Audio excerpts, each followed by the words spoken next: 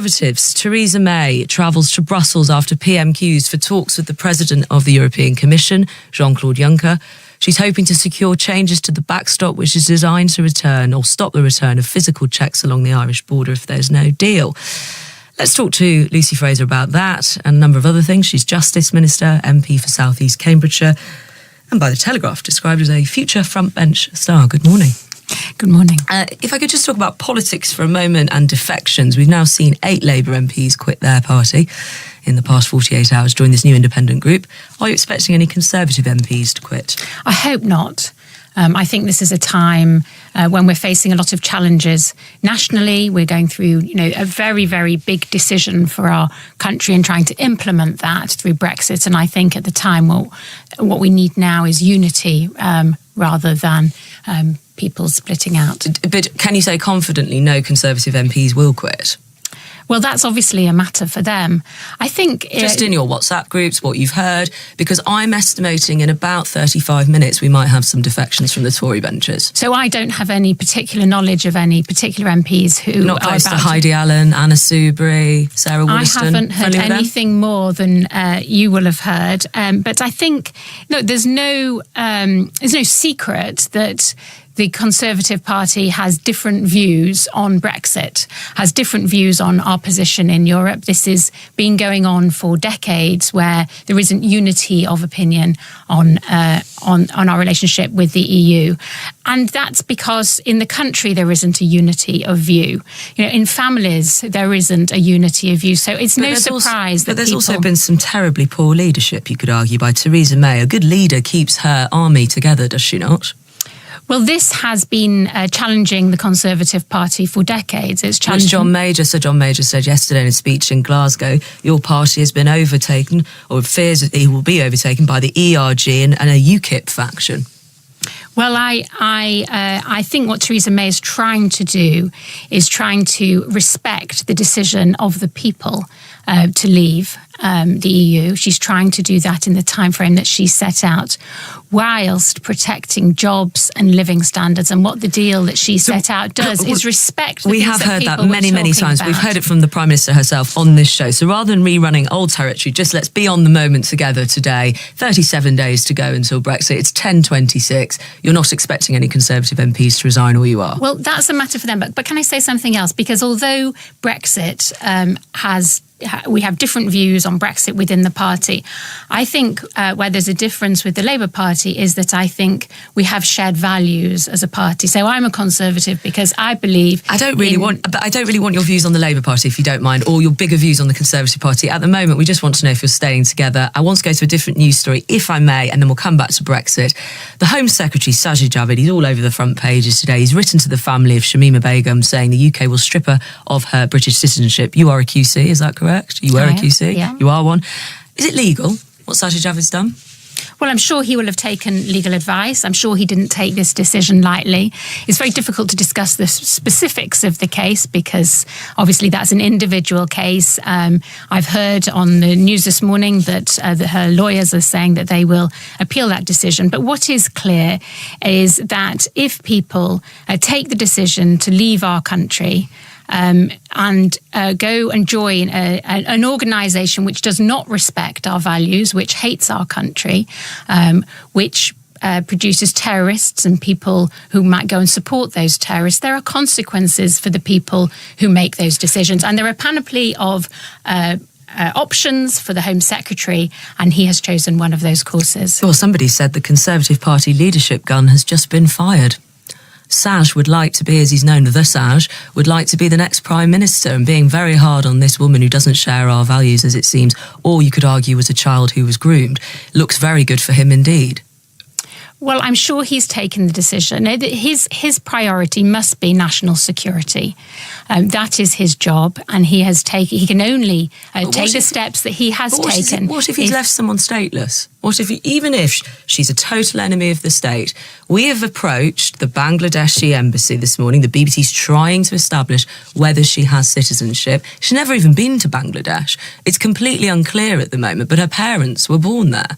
So what if we've left her stateless? So there are 2 points on that. First of all, he can only make this decision if it's conducive to the public good, and I'm sure he's taken advice on that. Secondly, the legal position is generally, not talking about this specific case, but generally you can take someone's nationality away from them, either if they have dual nationality or they could become a national of another state.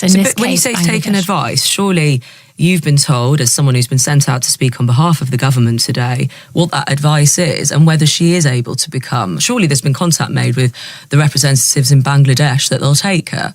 I can't talk about this individual case, but what is important is that when people take a decision to go and fight for or fight with or be part of an organisation that commits terror atrocities across the world and in other states, there are consequences for those actions. Yes, and you could argue that what he's done today provides a deterrent from anyone else doing it. I'm just trying to understand if the due diligence has actually been done, but you don't seem to be able to talk about the individual case. I just would have thought it's quite clear. Lord Carlisle, who's obviously a specialist in this area of law and terrorism, talked to me on Monday saying anyone who's clear on this, and the Prime Minister, having been Home Secretary, will be very clear on this, that she'll probably have to come back, and we do have the resources in this country to try her for anything that she may be guilty of. Now we hear she's not coming back, but she hasn't seemed to have citizenship elsewhere. So that seems to be like due diligence hasn't been done. Well, this is a question for the Home Office, and I'm sure that the Home Office have taken this decision. We couldn't get anyone on this morning, so you're my representative from the government, so I have to ask you. The Home Secretary will not have taken this decision lightly. It will harm his decision. It will harm him politically, though, if this backfires, won't it? I think when you're in government, you need to take the right decisions for the country, the right decisions for your department, and I'm sure that's what he's done. 37 days to go then until Brexit. How's it going? Well, this was always going to be very, very challenging. But the only option on the table that Parliament has expressed a view in favour of is the deal. And so what we need to do, if we want to leave without a deal, which I think if we want to leave with it and avoid a no deal, the best option is to ensure that that deal passes through Parliament. Yeah, but where you say, it was always going to be challenging, but actually the way politicians have handled it have allowed this sort of period of uncertainty to draw out. We haven't heard from the Prime Minister since last week. She's apparently going to Brussels later today.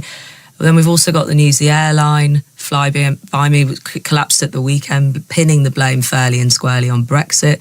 Porsche's talked about extra costs to their cars. Ford is ramping up plans to move jobs outside the UK. I could go on and on and on. All of them talking about uncertainty. That's the political uncertainty that's caused by a lack of leadership. So you're absolutely right to pick up on uncertainty and the need for certainty. When I talk to businesses in my constituency, what they want is certainty.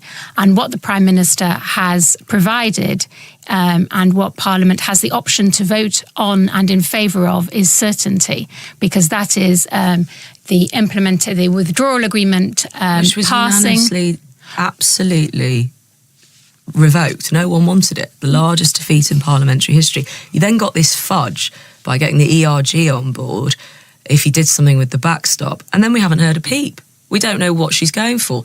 The so-called Malthouse Compromise, the Jeremy Corbyn suggestion, or her own thing, which won't get the support. So which is it at the moment? What's she doing in Brussels? So I think that's slightly unfair, because what she's managed to achieve is an agreement with the EU, which is very clear as to the way forward. That no one wants. That agreement, she had support for, and Parliament passed a plan, which was that agreement without the backstop. Sorry, the author of that plan, Graham Brady, was on this programme saying it's deliberately open with no details. So you cannot call it a plan.